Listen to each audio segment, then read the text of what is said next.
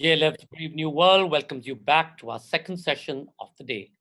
Those of you who missed our earlier session, Aftershocks, What Awaits Us in the Post-Pandemic World with Parag Khanna in conversation with Suhasini Haidar and many others, including Stephen Greenblatt, Margaret Atwood, Peter Morgan, Ritesh Patra, Kiran Mazumdar Shah, Roger Highfield, Ajit Lalwani, Shubha Mudgal, T.M. Krishna, and many others. You can catch them on our Facebook page, JLF Litfest, and on our YouTube channel, Jaipur Litfest JLF. Our official radio partner is Red FM Bajate Raho. Our second session for the day is Erebus, Michael Palin in conversation with William Dalrymple. Driven by a passion for travel and history and a love of ships and the sea, Michael Palin explores the world of HMS Erebus, last seen on an ill-fated voyage to chart the Northwest Passage.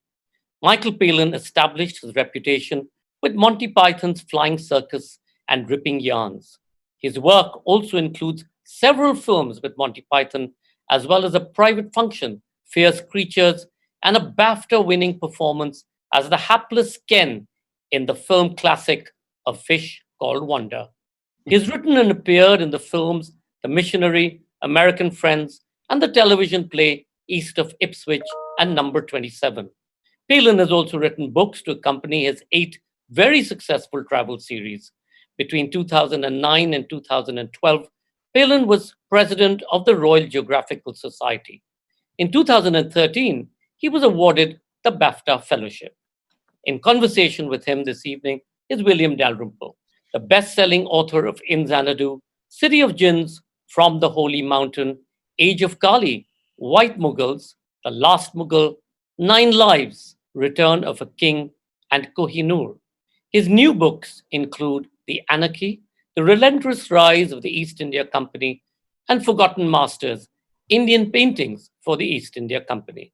William Dalrymple is also one of the co-founders and co-directors of the Jaipur Literature Festival. Please do comment and ask questions by typing it into the comment section, and do follow our handles JLF Litfest on Facebook, Twitter, and Instagram to get notified on our upcoming sessions. In case any of you drop off due to bandwidth issues, you can find us on our YouTube channel, Jaipur Litfest JLF. Ladies and gentlemen, Erebus, Michael Palin in conversation with William Dalrymple. Michael, welcome and happy birthday yesterday. Thank you. Yes, we won't go into the details. They're very depressing, but I'm well into my 70s now, and if the government have anything to do with it, I shall probably have to be stay in this room for the next 10 years. But yes, still. I saw you on Andrew Marr, sort of fighting the corner for the over 70s, which is not how we think of you normally, as being a sort of representative of the pensioners. Well, no, I did. I merely gave my view, which I thought they should be careful when they use the sort of broad over 70s category, because a lot of over 70 people run 6 marathons a year and incredibly fit. Others aren't well and should be well looked after. But, you know, such is the power of television. I'm now seen as the sort of advocate of sensible over 70s athletic activity, which I'm not at all. As you know, I'm just one of the many trying to make sense of what is going on at the moment. Michael, I mean, you've had over the last 30 years the most sort of enviable career imaginable: comedian, actor, travel writer, and now historian. Which of all those have given you most pleasure? Which have you enjoyed the most? You know, they're all, I know this is copping out, but they're all different satisfactions. I mean, in a sense, doing the Monty Python shows and certainly some of the films, I've been lucky to work with a group of people who have made me laugh more than any other group I've worked with. They're very talented as writers. It taught me a sort of independence as an artist, you know, not to be pushed around by people. If we had an idea, let's try and do it ourselves. That helped me a lot. The traveling has been just the most enormous sort of like second career, and I feel, especially now when travel is greatly threatened by what's happening in the world. I feel so fortunate to have seen so much of the world and met so many people around the world and learnt so much about those meetings. So there were moments in that were brilliant. But I must say, writing has always been the thing I have found most important in my life, also the most difficult thing to get right in a strange way. And to be honest, just to be able to follow up a hunch on a story about a ship that went to Antarctica and the Arctic in 1839, and for it to turn out to be a book that fascinated other people as much as myself, that was a great satisfaction, and sort of probably currently one of my sort of most one of my great achievements, I suppose. I just didn't expect it to catch on the way it did. It's completely different. There are bits of Erebus which kind of, you look back on Ripping Yarns and Roger of the Raj and all those characters you were taking the mickey out of 30 years ago, and now in a sense you've sort of turned them into heroes. Franklin was exactly the sort of person eating his boots that you were taking the mickey out of in Ripping Yarns. Yes, well, it does give you the chance to write the book with a certain sort of humorous perspective. I think very often a lot of history books are written more for an academic or rather serious, and if there is any humor at all, that's considered to be rather getting in the way of the portrait of the person or the period. But I think what I was writing about in Erebus, as much as anything, were the group of people who went on board this ship, this tiny ship with 31 meters long, 67 in the crew. How did they all get on? Well, humor must have been an enormous part of it. And yet you had the hierarchy. You had the officers and the gentlemen, and you also had the people off the streets of Deptford who were sort of scrubbing the decks and all that. And how did they all get on? And I'm sure humor must have been there as part of it.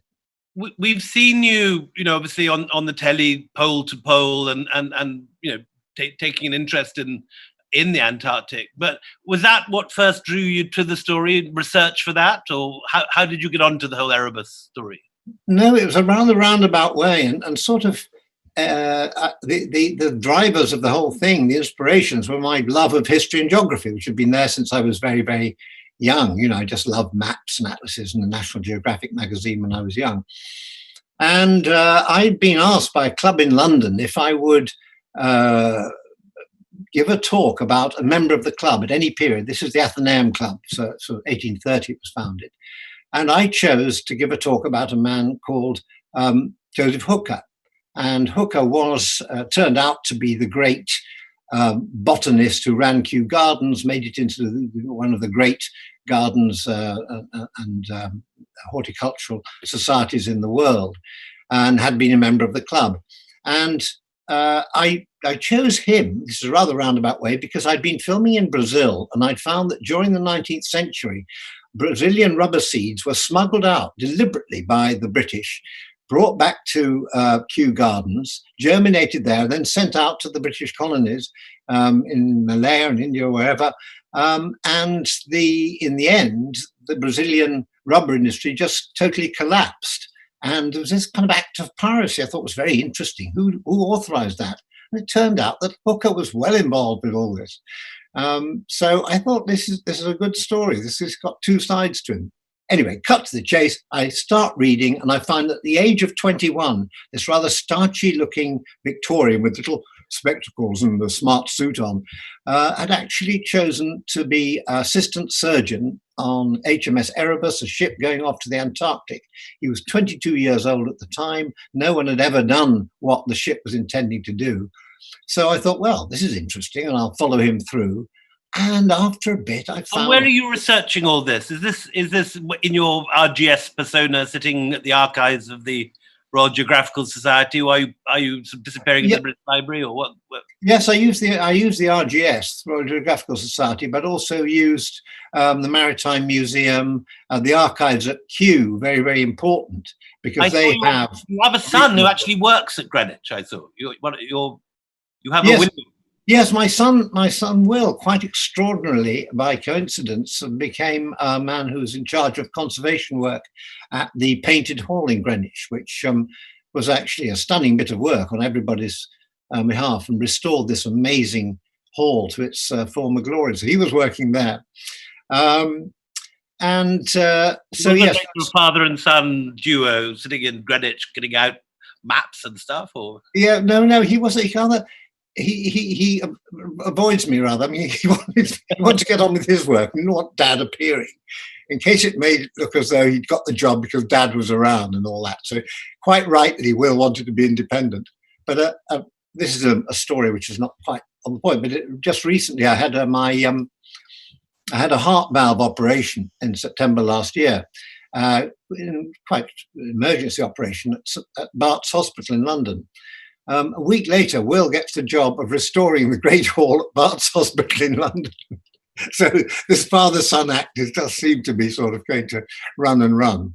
But anyway, no, I did a lot of library work, but also part of the job was to go to a number of the places which Erebus had visited, the more remote places like the Falkland Islands, Tasmania, the Northwest Passage, and actually see for myself what the landscape was like, what conditions they would find, and also, particularly in somewhere like the Falkland Islands, there's a wonderful archive and library there where I found some truly valuable diaries kept by the ordinary seamen. So it was gathering things from all over the world, which I quite enjoyed.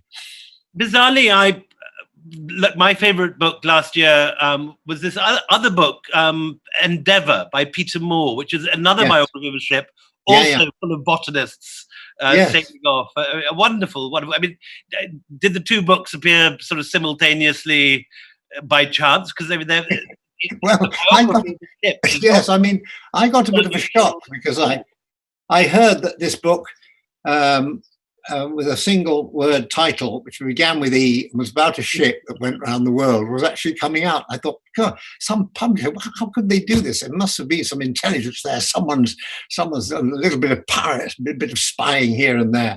It turned out they'd been published by exactly the same company, Penguin Random House, but a different branch of Penguin Random House. I mean, I love come across Peter on your researches. Did your paths cross? Because you were, working. No. I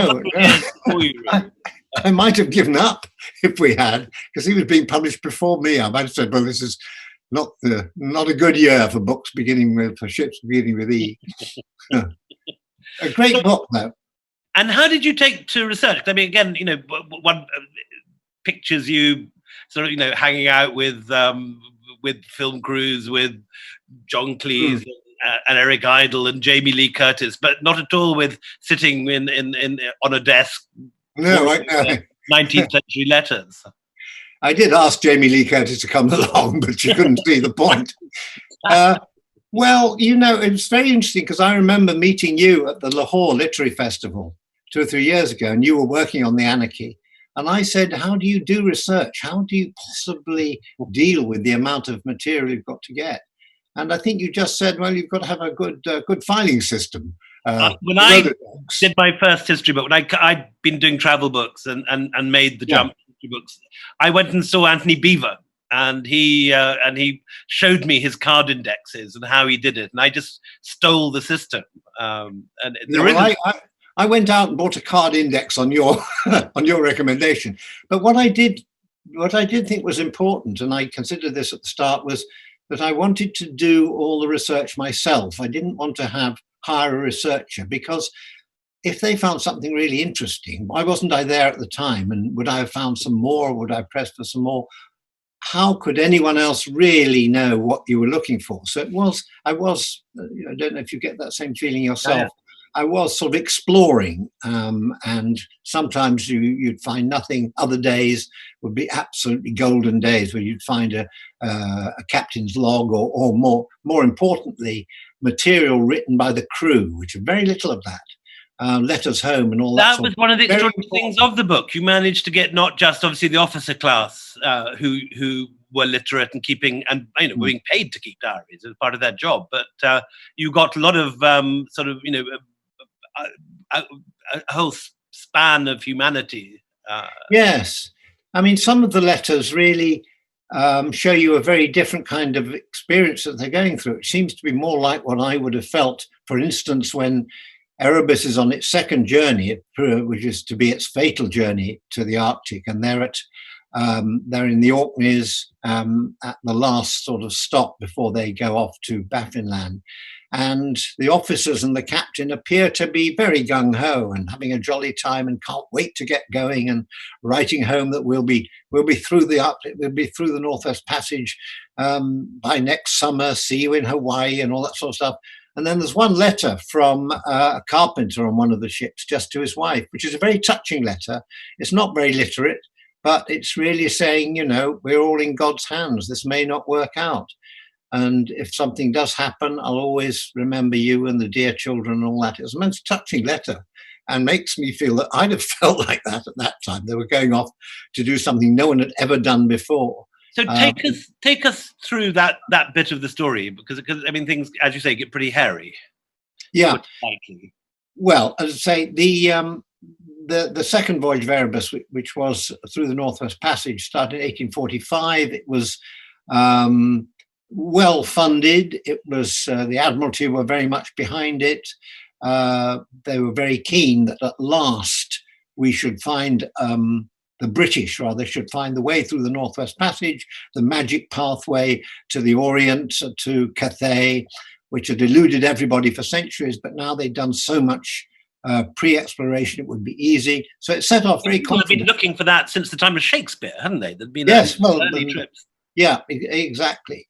I mean, anything to avoid going all the way around the Cape of Good Hope or Cape Horn, which added so much time to the journey.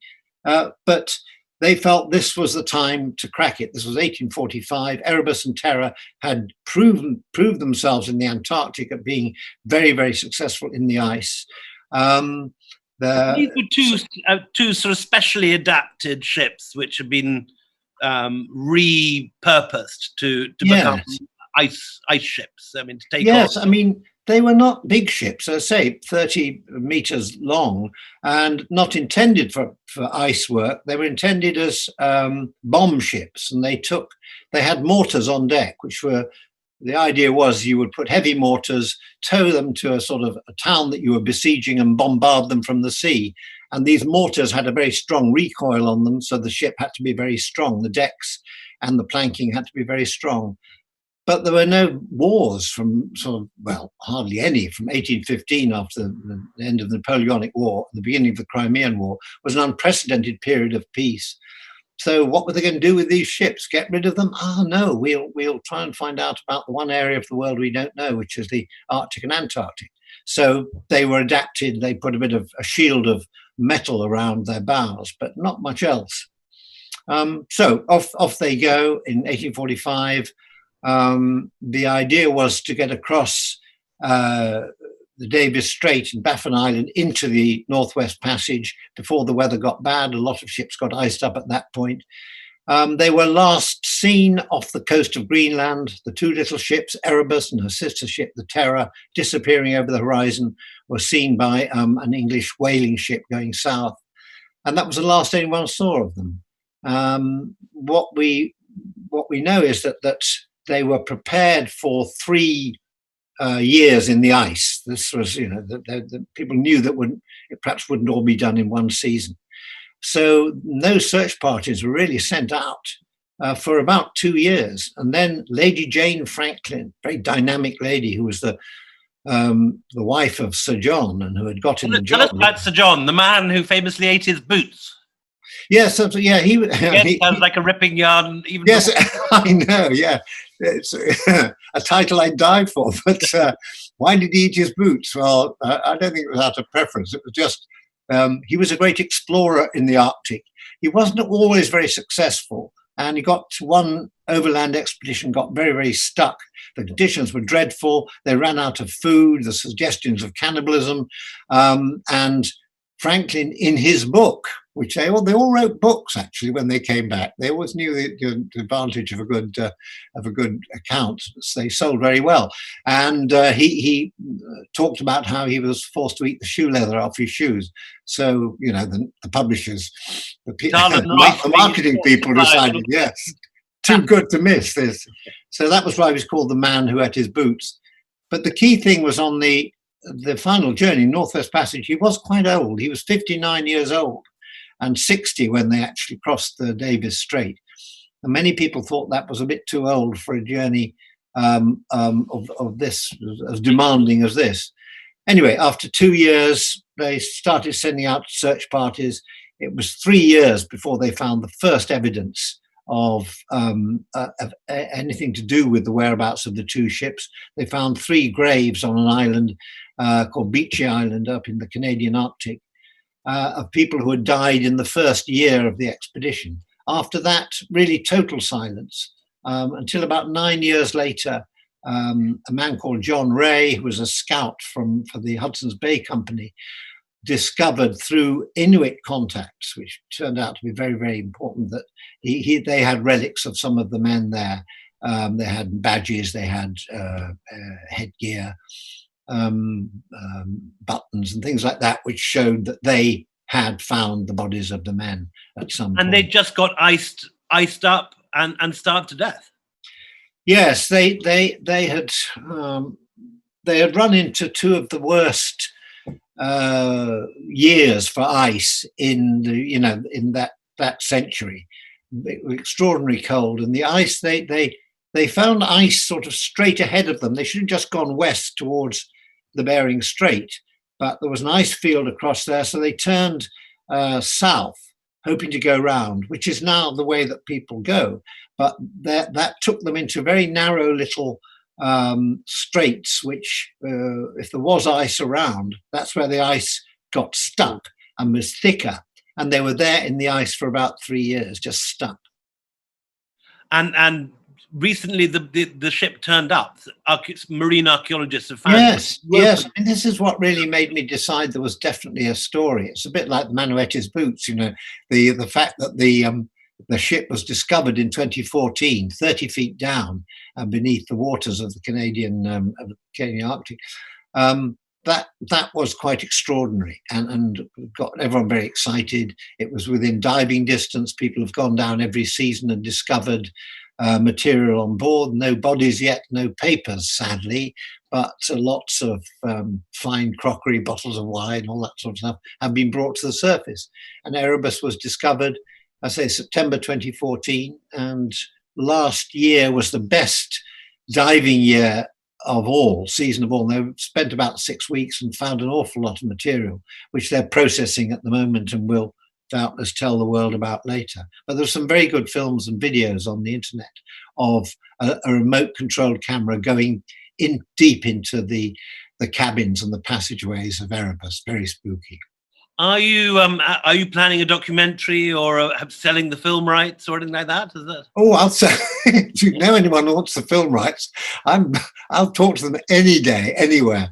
I'm not planning. Is watching this at the moment. Yes, please. I'm sure all the decent directors in the world keep an eye on the Jaipur Festival slate. But no, I mean there has been a film made, which was a book by a man called Simmons called Terror, and it was really about. It's a novel, but it's based on the other ship, HMS Terror, which also got stuck in the ice, and it's about a monster that that's found roaming on the ice. And they filmed it, and I've seen most of it, and it's pretty grim, but it's quite a fine piece of filmmaking and some great acting. And tell me your plans now. I mean, at the moment, obviously, like the rest of the world, you're ice blocked in your London. In your very enviable London library, by the look of it. Yes, well, yes, thank you. Yes, I had it installed when I heard I was talking to you.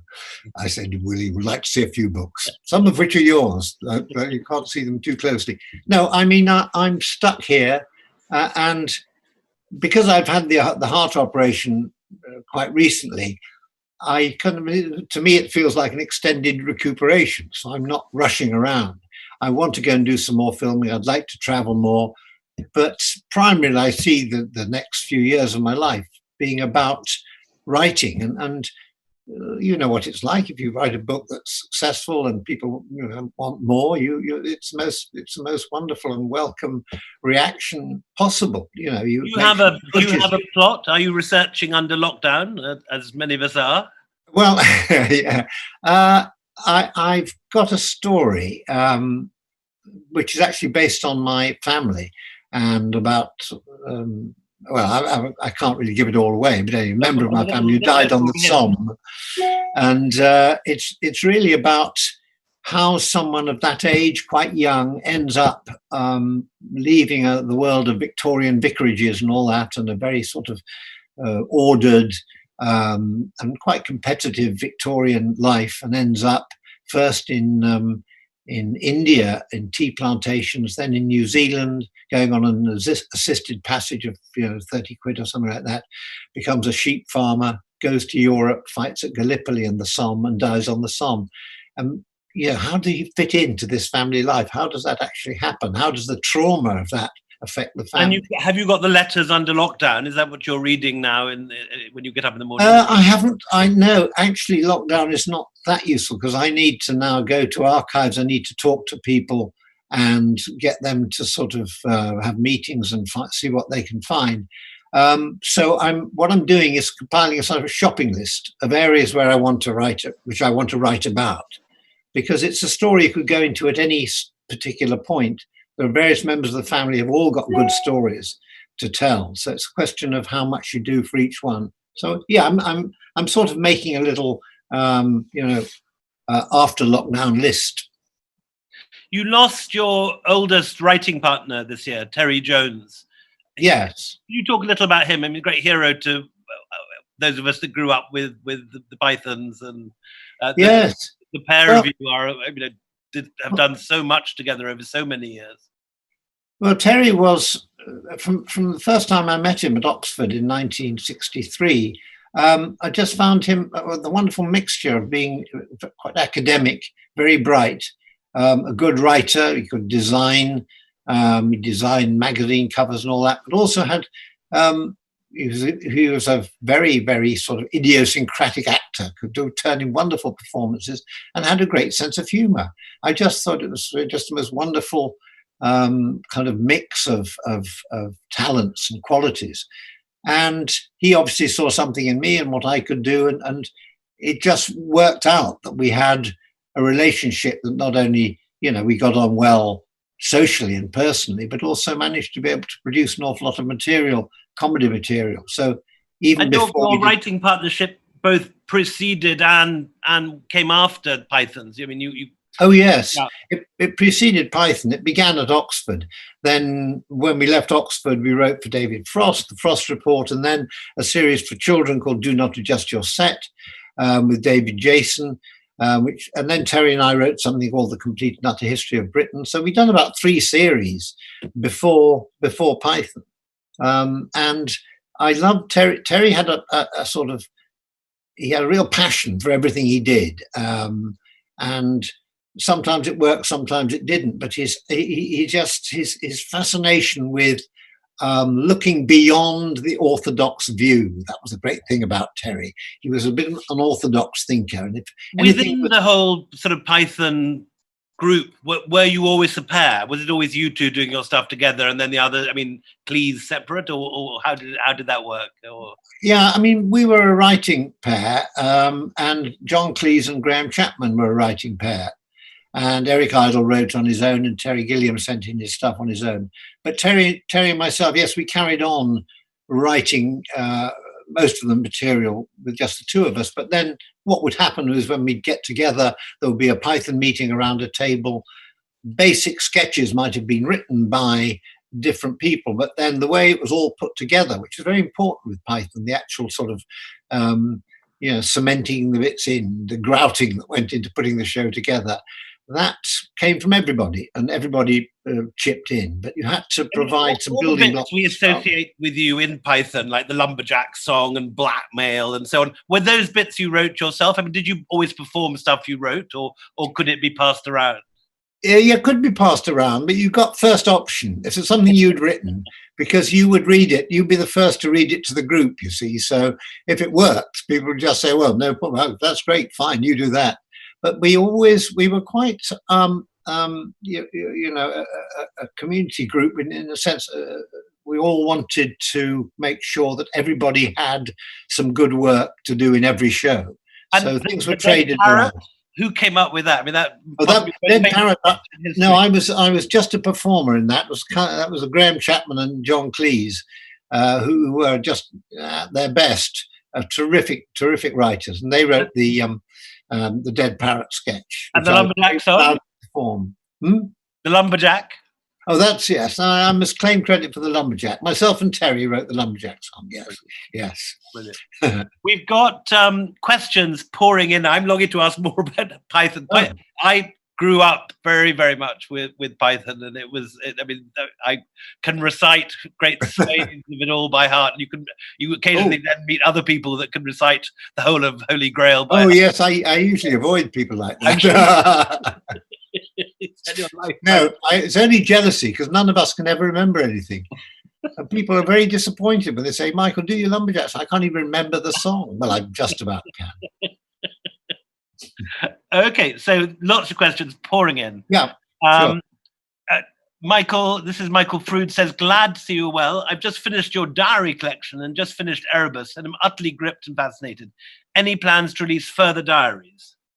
Yes, actually, I am at the moment during lockdown doing, alongside sort of thinking about the next book, I'm editing down diaries from, I think it's about 1999 to 2012.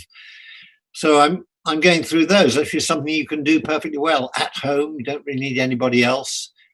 It's an odd thing. It's going back and editing your past, and quite a lot of shocks in there, because the great thing about diaries is they reveal things that you had forgotten about, and actually probably in some cases very glad that you've forgotten about. You'd sort of pushed the memory well out of sight, and going back and reading them, I think, oh my God, did I? No, I didn't, really. In the library with a lampstand. Yeah. So yes, I am. That'll be published in about 3 years, I think. Interesting question here.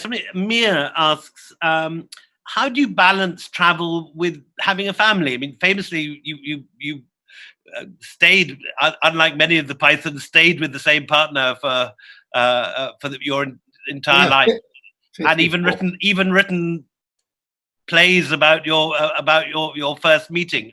How do you maintain a successful family life with traveling as much as you must have to do?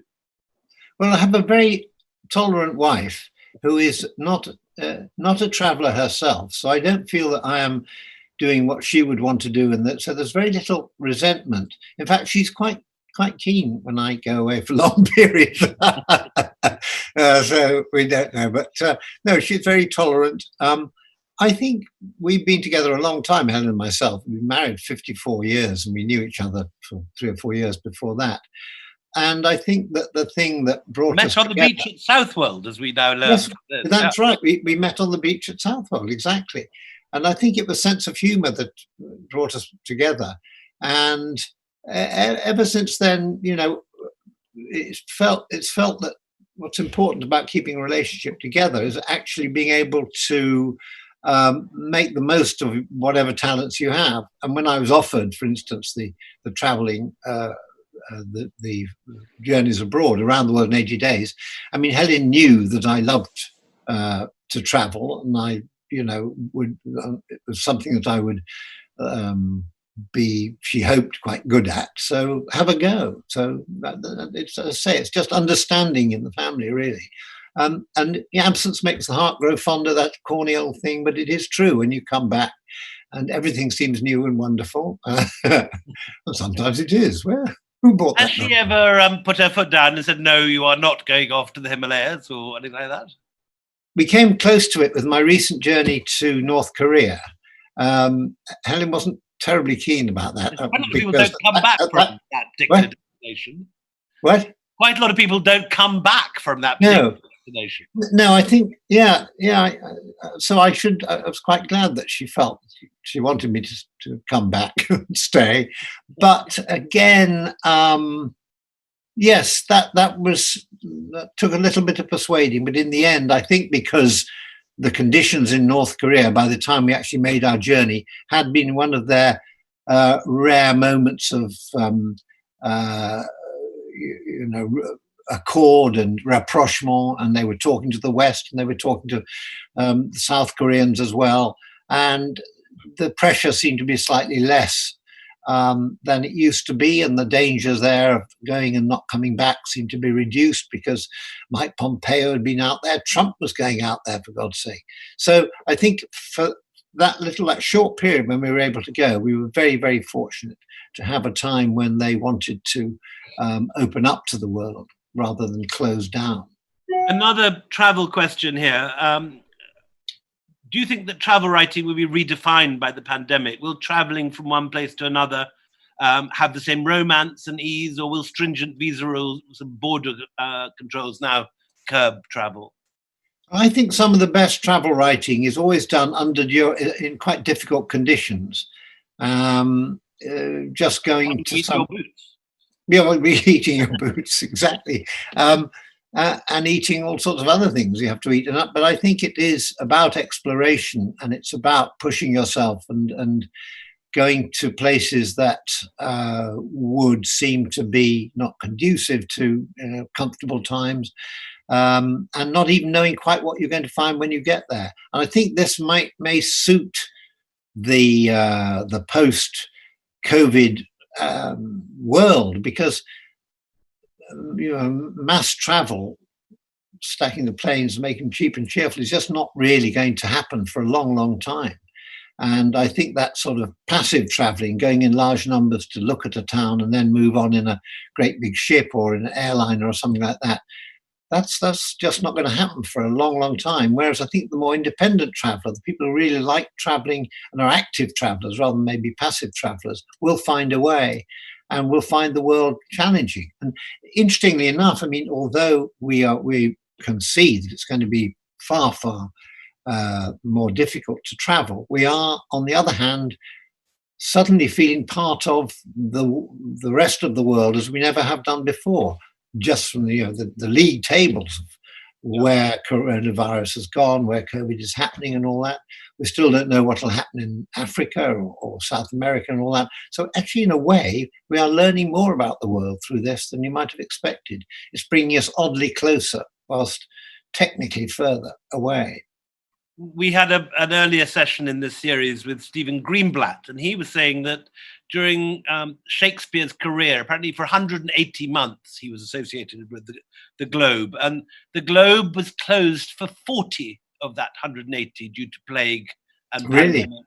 Yeah, something we've all forgotten and edited out of our histories because it didn't affect us anymore. And suddenly we're realizing that so much of human history has had this. I think there's something which interests me, and you could fill me on this, but the Spanish flu epidemic, 1917, 1918, in which, of course, enormous numbers of lives were lost. And yet you get the young writers of the time, like Hemingway or Scott Fitzgerald, and it's hardly mentioned. I mean, I think it's about 2 lines in all of Hemingway's work. And that was a time when he was writing about America, he was writing about France, he was writing about the rest of the world, he was writing about anything.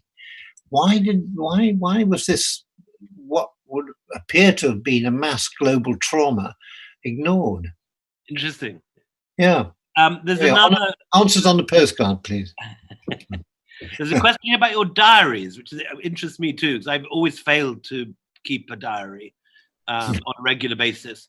Someone asking, I keep one whenever I travel, but I can't be bothered by the 3rd day. What's your routine with diaries? When do you write it, and how do you write it? I write the diary in the morning of the next day.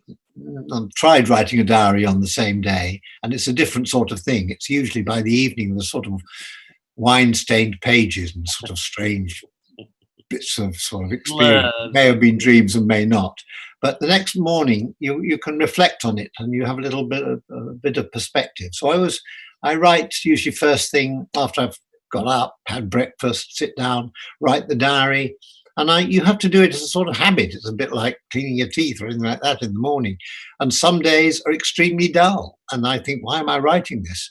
But I tell you, 30 years later, the dullest thing suddenly seems incredibly interesting. Had egg for breakfast. Did we have eggs then? God, that's extraordinary. Things, actually, it's worth writing everything down. I know that's boring. And in fact, Alan Bennett, I did talk to him about writing diaries. He said he gave up because he spent so much time writing the diary, he wasn't actually living a life at all. Got up, wrote diary, went to bed. There's not much of a diary entry. There's a request from Gitala Magdatta saying, could you read a bit of Erebus to us? Do you have I know you have a book in front of you. Do you have a favourite passage? Or I have a book in front of me, yes. Well, I've not actually prepared anything, but I could read something. I'll just try and find something. Talk amongst yourselves while I think I'll just find a little bit. Any other questions? Yes, the question while you're looking, saying, are you planning any future book tours like you did with Erebus last year? After lockdown, of course. Well, I was going to do a book tour for the North Korea book, but unfortunately, that's when I had my heart emergency, so that had to be called off. Any book that comes out, I usually make sure I do some visits and do some readings. Yes, if you're researching when this all stops for your SOM book, you're going to have to come and see us at Jaipur. Oh yes, all right. Well, I'm a lumberjack in German. I can sing. Shall I read a little bit here? Yes, and please sing lumberjack in German too. Oh well, okay. This is really towards the end of the book, and it's about how people were remembered, and it talks about Lady Jane Franklin, who made quite sure that there were plenty of memorials to her husband. And there's one in Westminster Abbey. The memorial bears an inscription written by the man who married Franklin's niece, Lord Alfred Lord Tennyson. Not here. The white north has thy bones, and thou, heroic sailor soul, art passing on thine happier voyage now, toward no earthly pole. These few lines epitomize the mixed-up emotions that made Franklin such an exemplar of the Victorian spirit, the affirmation of a sacrifice that could never be judged on earth, but only in heaven, a sacrifice that rose above failure to touch the sublime, something that united a nation in grief, but in that grief was glory. The same sentiments would surface again to exalt another heroic failure, Robert Falcon Scott, whose death on the way back from the South Pole provoked a similar national trauma. In Waterloo Place in London, across the road from where the first Franklin statue stands, is a memorial to Captain Scott. His failure was to be beaten to the South Pole. Franklin's was to be beaten to the first sea crossing of the Northwest Passage. The man who beat Scott to the pole was Roald Amundsen. The first man to cross the Northwest Passage by sea was Roald Amundsen. He has no memorial in London. I think have we got time for one more question, Sanjoy? Where are you? 9:45. Go ahead. One last question. During your research for Erebus, did you also find written accounts of deckhands on East India Company ships? No, I didn't actually, because I wasn't looking for them particularly. I looked at sort of general accounts of the experience of crews on the Navy and all that. But of course, Erebus was a Royal Navy ship, so I was looking more at the Royal Navy and where they got their crews from and whether they still had chain gangs and all that sort of stuff. So that was rather more, I had to be targeted towards the Royal Navy rather than the Merchant Navy. The East India Company ships, I think, became part of the Royal Navy after the nationalisation of the company. Yes, yeah.